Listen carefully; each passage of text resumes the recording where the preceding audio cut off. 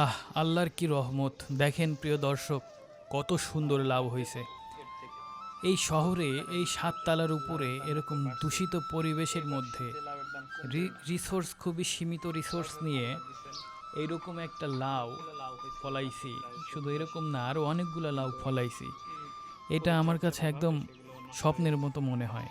এই লাউটা খেতে যে কি পরিমাণ টেস্ট লাগবে, মানে কল্পনার বাইরে। এটা যদি চিংড়ি মাছ দিয়ে রান্না করা যায় না, ওফ, সেই স্বাদ লাগবে। এই লাউগুলা আমি কিন্তু এবার প্রথম ফলাইলাম। যখন এই লাউগুলা আমার গাছে হয়েছে তখন বাজার মূল্য একটা লাউয়ের প্রায় ৭০ টাকা। বুঝতে পারছেন ব্যাপারটা? ৭০ টাকা। এই গাছ থেকে আমি প্রায় ৫০০ টাকার মতো লাউ উৎপাদন করতে পারছি।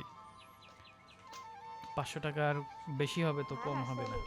আত্মীয় স্বজনকে দিছি, নিজেরা খাইছি, তারপরে শ্বশুর বাড়িতে দিছি, বাপের বাড়িতে দিছি, বোনকে দিছি, তারপরে নিজেরা খাইছি। এই দেখেন এই লাউগুলো কিন্তু আমি যে সময় ছোট ছিল তখন থেকেই পলিথিন দিয়ে র্যাপ করে দিছি। ওর যে একটা মিষ্টি কুমড়া, এই লাউগুলা র্যাপ করে দেওয়ার একটাই কারণ, সেটা হচ্ছে আপনার মাছি পোকা। মাছি পোকা কচি লাউ পাইলে আপনার এটা হুল বিধায় ডিম পেড়ে দেয়, তারপরে লাউগুলো নষ্ট হয়ে যায়। তারপরে এই জন্য আমি কীটনাশক তো ইউজ করি না, এই জন্য সব দেখেন যে মিষ্টি কুমড়া, লাউ, এইগুলা সব আমি করে দিছি, পলিথিন দিয়ে র্যাপ করে দিছিলাম, যে কারণে এই লাউগুলা সুস্থ স্বাভাবিকভাবে বড় হয়েছে। আর এই দেখেন, এটাকে র্যাপ করতে পারি নাই, আগেই মাছি পোকা এটার সর্বনাশ করে দিছে, এটা আর বড় হয় নাই।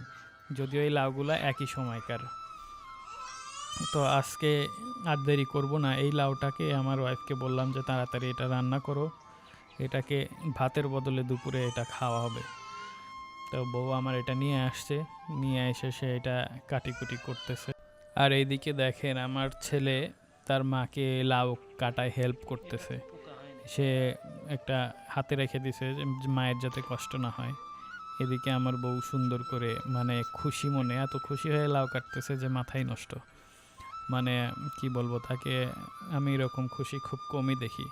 সে গাছের শাকসবজি পাড়তে এবং সেগুলো দিয়ে রান্না করতে যে তার কি পরিমাণ আনন্দ লাগে, এটা বলে বোঝানো যাবে না। আর এদিকে দেখেন আমার ছেলে, সে কাটা লাউ দিয়ে খেলা শুরু করছে, তারও আনন্দ লেগে গেছে যে আব্বা এটা কী করছে, গাছে এরকম লাউ ফলাইছে, আমি তো জীবনেও দেখি নাই। দেখেন কি খেলাটা খেলতেছে, সে এত আনন্দ পাইছে যে মানে বলার মতো না।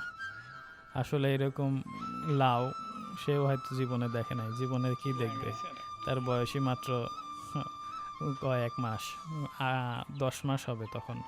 তো আমার বউ দেখেন লাউগুলো খুবই পাতলা পাতলা করে কাটতেছে। সে চাইছিল যে লাউয়ের চোচা দিয়ে ভাজি করবে, কিন্তু লাউটা একটু বেশি কচি হওয়ার কারণে এই চোচাটা একদম পাতলা, যে কারণে সে চোচাগুলার ভাজির জন্য রাখতে পারলো না, চোচাগুলা ফেলে দিল। সে দেখেন এগুলা এখন সুন্দর করে ধুয়ে নিতেছে, ধুয়ে এটাকে কি দিয়ে রান্না করবে এটা সারপ্রাইজ দাঁড়ান। এগুলো সুন্দর করে ধুইতেছে, এখন ধুয়ে এগুলা সে আলাদা একটা ঝুড়ির মধ্যে রাখতেছে পানি ঝরার জন্য।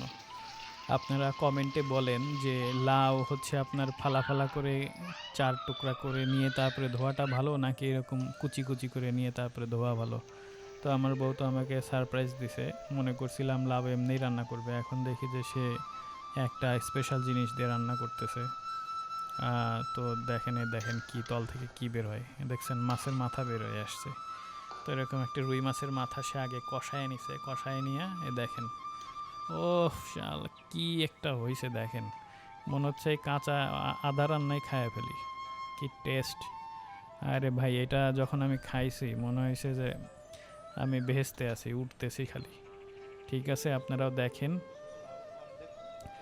এইরকম ভিডিও পাইতে আপনারা আমাদের চ্যানেলের সাথে থাকেন, লাইক দেন, কমেন্ট করেন এবং সাবস্ক্রাইব করে বেল আইকন দাবায় দেন।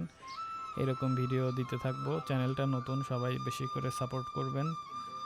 আর হচ্ছে আমরা ধীরে ধীরে এই ভিডিওগুলো একদম আপনাদের ন্যাচারাল জিনিসগুলো দেখানোর চেষ্টা করব। গ্রাম এবং শহরের সব ন্যাচারাল জিনিস, ন্যাচারাল চাষাবাদ, এগুলো আপনাদের দেখাবো। সাথে থাকবেন, ভালো থাকবেন। আসসালামু আলাইকুম।